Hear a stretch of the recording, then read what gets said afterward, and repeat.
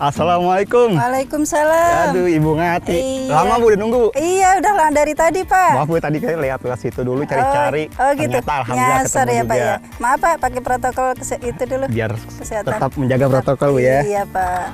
Oke pemirsa, sekarang kita kan sudah sama Ibu Ngati nih yang punya usaha minuman herbal Hidayah. Iya. Sekarang kita aja langsung ajak pemirsa ke sana buat ngobrol-ngobrol tentang produknya Bu ya. Iya. Oke. Iya, Pak. Di mana Bu? Mangga. Ayo pemirsa. Oh iya di sini. Ya, inilah Nah, Pak, ini tempat produksi Isinya. herbal Hidayah. Udah sampai akhirnya Bu. Oh ini seru Hidayah. Iya, Hidayah. Ayo Bu. Hidayah serbuk.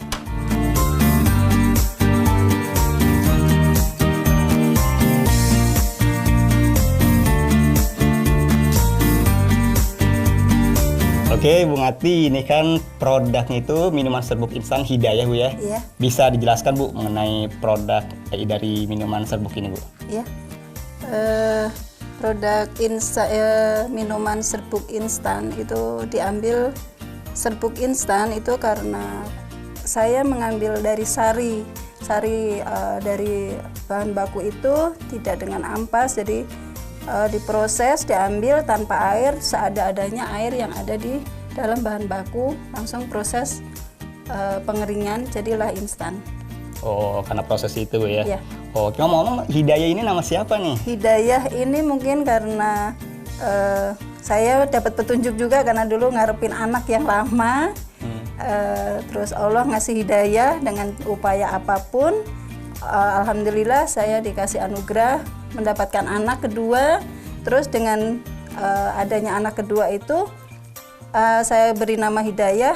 Berjalannya ke sini saya bisa mengembangkan produk Hidayahnya, usahalah istilahnya, usaha kecil ini berkembang. Oh. Makanya saya kasih nama Hidayah itu suatu anugerah juga.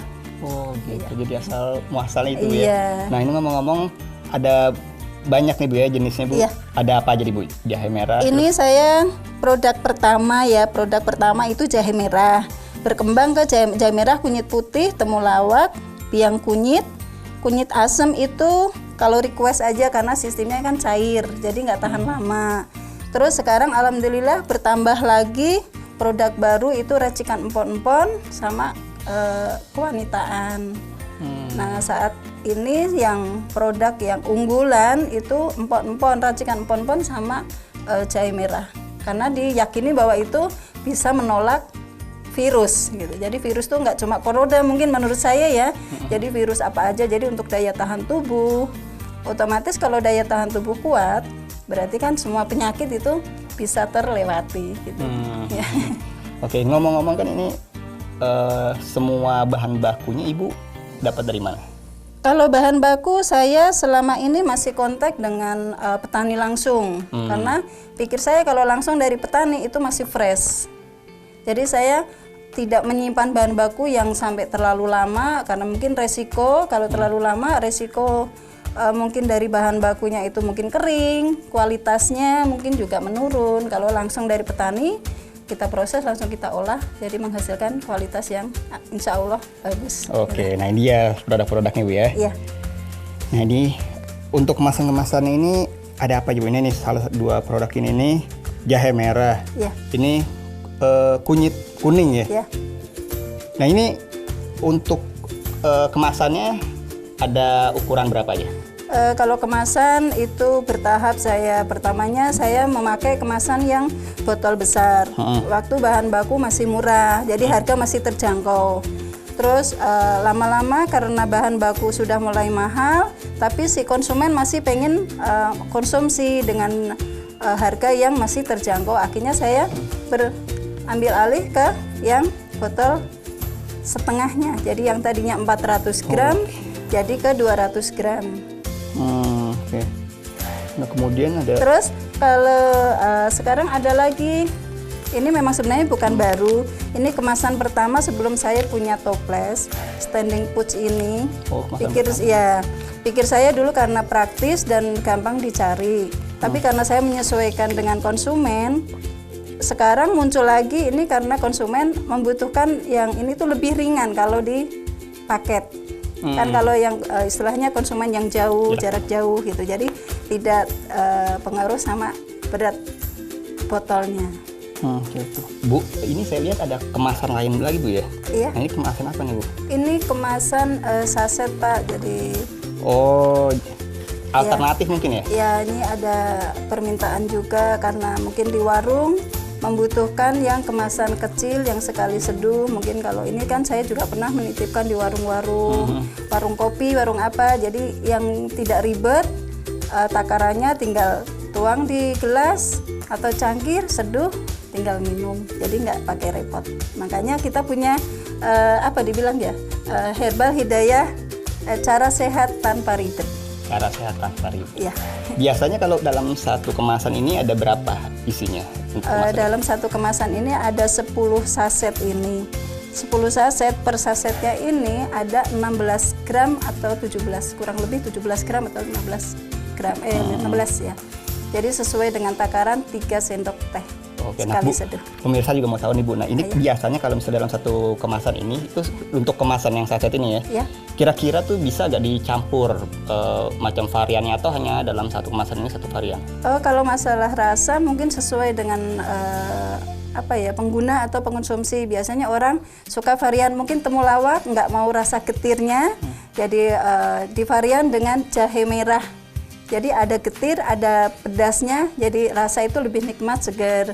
Atau mungkin kunyit putih yang orang sebenarnya membutuhkan kunyit putih, tapi karena tidak suka dengan rasa pahitnya, jadi di varian lagi dengan jahe merah. Jadi kebanyakan memang varian itu dari jahe merah untuk menghilangkan rasa yang tidak disukai. Oh, oke. Nah kalau untuk temu hitam itu yang seperti apa Bu? Temu hitam itu ini temu hitam Pak ya. Ini apa nih maksudnya? Ini temu hitam ada hal yang berbeda ini dari- produk dibilang sebenarnya bukan baru, tapi dulu masih jarang yang butuh, tapi akhir-akhir ini udah banyak yang butuh karena tahu manfaatnya. Mungkin ini mah namanya ikhtiar ya Pak ya. Jadi menurut testimoni yang sudah ada di konsumen, itu kunyit kunyit hitam ini bermanfaat untuk penyubur kandungan. Ya, insya Allah kalau minumnya rutin, mungkin membawa badannya stamina, mungkin juga didoping dengan ini ada penyubur kandungan. Terus selain itu buat anak-anak juga ini bisa buat obat cacing. Jadi bagi yang anak kecil yang suka mungkin susah makan atau banyak cacingan, insya Allah kalau minum ini mungkin kalau nggak mati keluar sendiri. Oh, Ya, cacingnya kelebihannya di situ kalau kunyit hitam.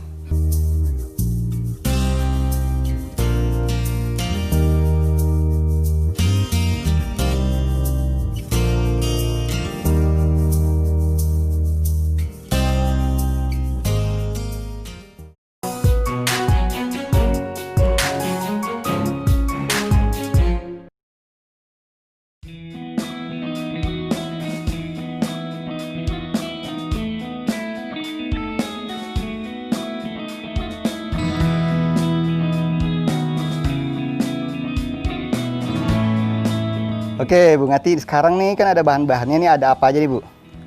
Ini ada banyak macamnya ya Pak ya. Ini kunyit putih. Kunyit Kunyit putih. putih yang tadi udah kita jelaskan ya, kalau kunyit putih itu banyak manfaatnya. Oke. Buat asma, buat macam-macam ya. Oke, kemudian Terus ini jahe merah. jahe merah, Ya, ini jahe Ini? merah, ini temulawak. temulawak. Temulawak ya. Tuh. Wih, Temulawak ya. Ini kunyit kuning, kunyit induk ya. Tuh. Jadi kepalanya aja kita pakai bahannya. oke, nah ini bahan untuk apa Terus dicampuran? ini bahan empon-empon. Empon-empon. Jadi racikan ya, dibilang racikan. Racikan empon-empon itu terdiri dari 5 rempah-rempah kalau saya ya. Jadi ada serai, ada kayu manisnya, ada temulawak, ada kepala ini ya, kepala kunyit, Kunyit. sama jahe merah. Oh, oke. Nah kalau ini kan masing-masing sendiri-sendiri Bu ya. Kalau empon-empon kan campuran ya. Iya. Itu gimana perpaduan campuran itu perbandingannya? Perbandingannya saya 1:1. Jadi kalau ini 1 kilo, ini 1 kilo, ini 1 kilo.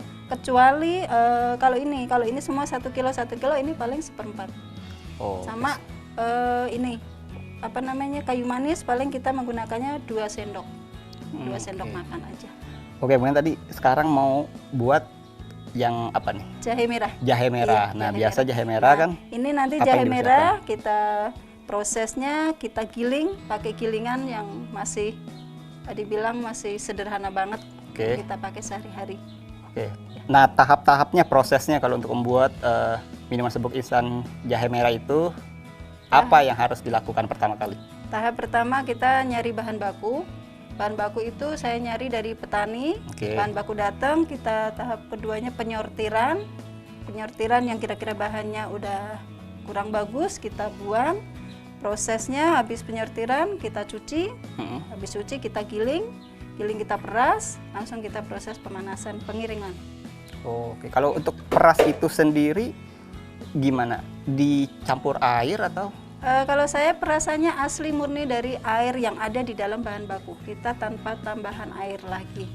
Oh, Ya, oke. jadi benar-benar murni dari bahan baku yang ada. Seada-adanya kita remes-remes dulu, mungkin biar kalau kata orang Jawa santan kentalnya biar keluar, baru kita peras, baru kita proses langsung. Berarti perasan pertama itu ya? Iya, tanpa bahan tambahan air sedikit. Oke.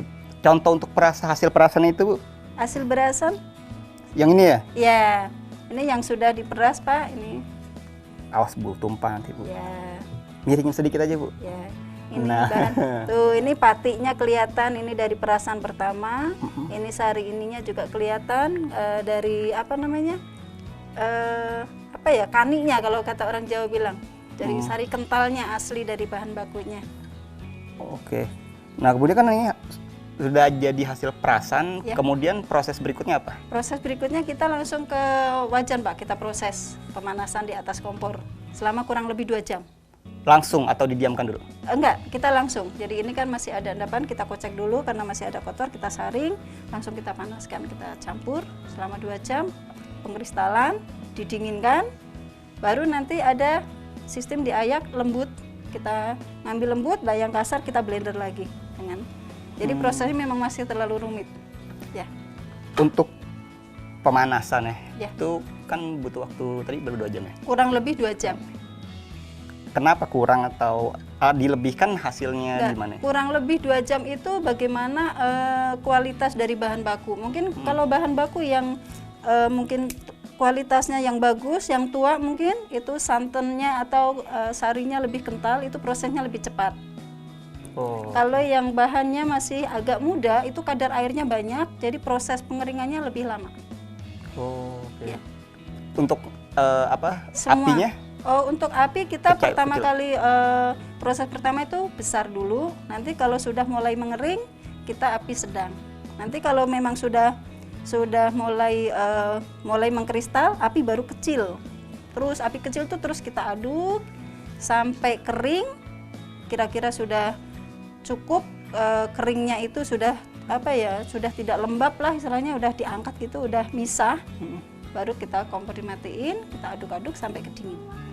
Oh, gitu. Ya. Berarti selama waktu itu terus saja nggak Terus boleh diaduk didiamkan gitu selama itu, karena kita juga jaga supaya si pati endapan itu tidak nempel di wajan bawah. Karena kita biarkan jadi gosong. Oh. Iya.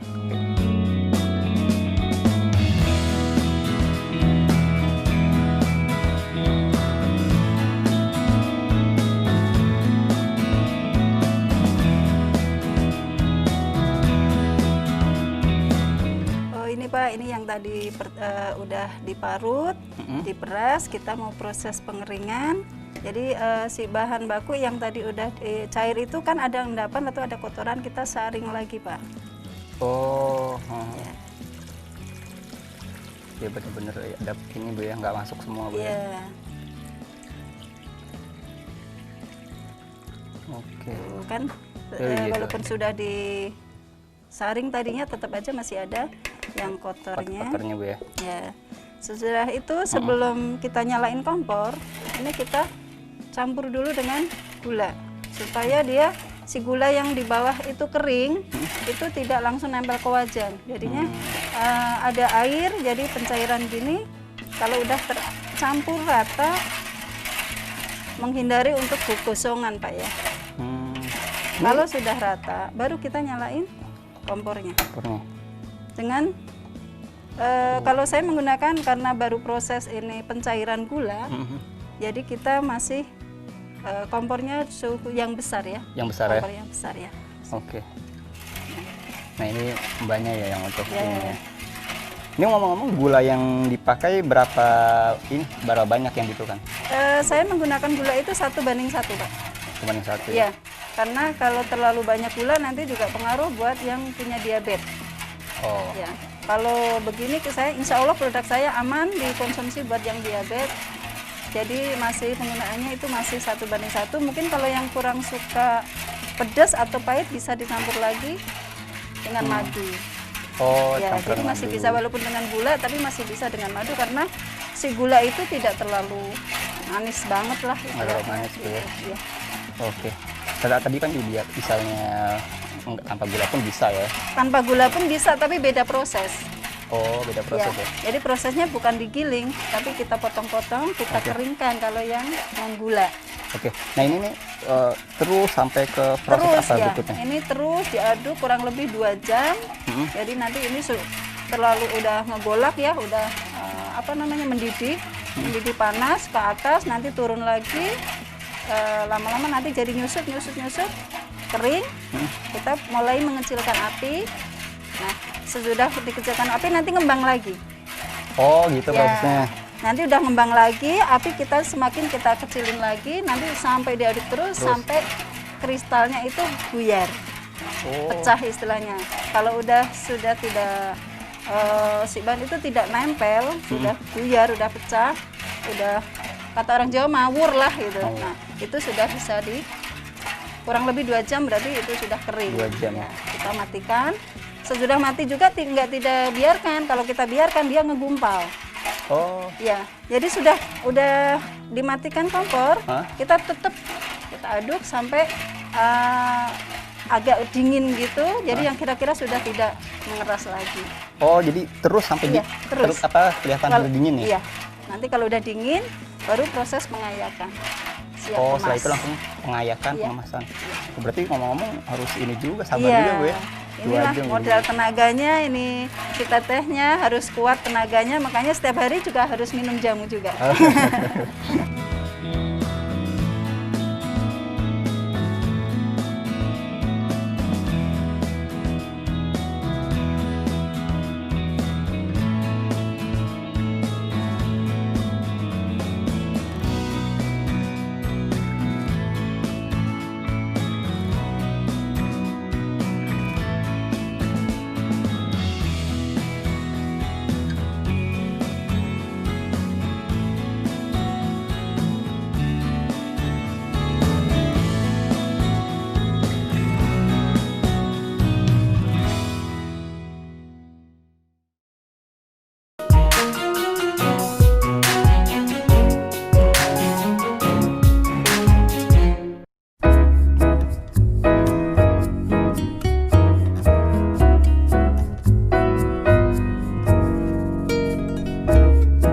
Tadi Pak, ini hasil proses ini jahe merah yang sudah Seperti apa nih, coba nih? mengkristal ya, sudah jadi instan, tinggal siap kemasnya. Jadi bentuknya sudah menjadi Bubuk Bu ya? ya serbuk instan ya. Serbuk instan. Kalau bubuk itu ada ampasnya, kalau ini nggak ada ampasnya. Oh, betul, Jadi larut dia- gitu ya? Ya, jadi dia udah langsung diseduh, langsung larut. Oke. Ya. Nah ini memang ruangan.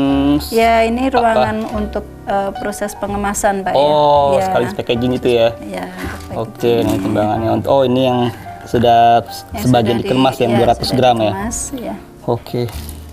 Oh, ini untuk yang Itu buat penyegelan, Pak ya. Jadi kita biar untuk tahan lama juga, kedap udara, jadi dia gampang masuk udaranya, jadi nggak gampang lembab. Untuk menjaga kekeringan di dalam ini, dia kuat dengan kurang lebih 1 tahun itu, insya Allah kuat asal tidak terbuka ya Pak ya. Oh, 1 tahun asal Iya. tidak terbuka ya. Jadi ini untuk aluminium foil ini untuk kedap udara ya. Jadi biar nggak gampang lembab.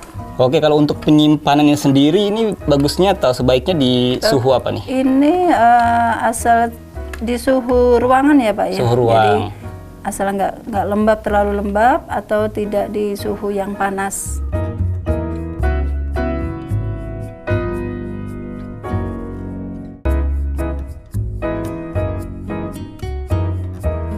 Oke pemirsa Kisi-Kisi, setelah tadi kita diajak sama Ibu Ngati untuk melihat proses pembuatan Bu ya, dari awal sampai akhir, dan ini dia hasil yang sudah Jadi ya. tinggal Saya cicip Bu ya. dinikmati. Iya. Bismillah. Masya Allah Bu, seger Bu. Alhamdulillah. Di sini berasa Kerasa. hangatnya. Ya, itu khasnya kalau jahe merah. Hmm? Itu khasnya pedasnya ninggal di tenggorokan. Iya. Ya. Tapi komposisinya itu pas ya. Pas ya. Oke Alhamdulillah. oke. Ya. Nah kemudian Bu, ini kan sudah jadi nih. Biasa Ibu untuk menjual produk-produk dari produk Hidayah ini Ya. di mana saja dan siapa saja konsumennya? Selama ini saya ngejual online ya Pak ya. Mm-mm. Online. Jadi reseller lewat online juga. Paling saya ini buka reseller. Nanti si resellernya sistemnya pemesanan. Saya tinggal kirim, reseller kirim alamat. Oh, Ya. proses gitu ya? Iya, prosesnya gitu. Oke, nah kalau untuk online itu sendiri bisa diakses di media sosial apa namanya? Kalau saya baru lewat FB sama Instagram aja Pak ya. Namanya? Eh, Bisa kasih tahu pemirsa? Instagramnya Jamu Instan Hidayah. Jamu underscore instan underscore Hidayah ya? Iya. Kalau di FB-nya Hidayah Nur Aini. Oh, oke. Iya. Kemudian nomor telepon atau WhatsApp yang bisa dihubungi sama pemirsa? Nomor telepon itu udah tertera di dalam itunya Pak, sebetulnya. Oh, di Iya. dalam media sosial itu Iya, sudah ada sudah. nomor yang Iya. bisa dihubungi Bu Iya. ya? Oke, tadi Ibu menjelaskan mengenai reseller. Memang kalau misalnya kita mau menjadi reseller tuh apa saja syaratnya atau ada ketentuannya? Reseller itu mungkin batas minimal itu 10 pemesanan itu 10 toples mungkin ya. Jadi untuk ya 10 toples pemesanan jadi itu waktu pas bahan baku masih normal. Oke. Semenjak bahan baku sudah melonjak, mungkin orang mau istilahnya reseller nyari pasaran agak repot, harga juga agak melambung. Jadi paling saya batasin reseller paling 5. Oh, Ya. oke. Dengan ukuran yang sama? Ya, ukuran besar kecil pokoknya standarnya 5. Oke, Bu Ngati, mengenai harga ini berapa aja Bu produk-produk ini? Kalau mengenai harga kita bervariasi ya, Oke. Pak ya. Jadi kalau ini harga Reseller reseller ya? yang 400 gram, ini harga dari saya 75.000.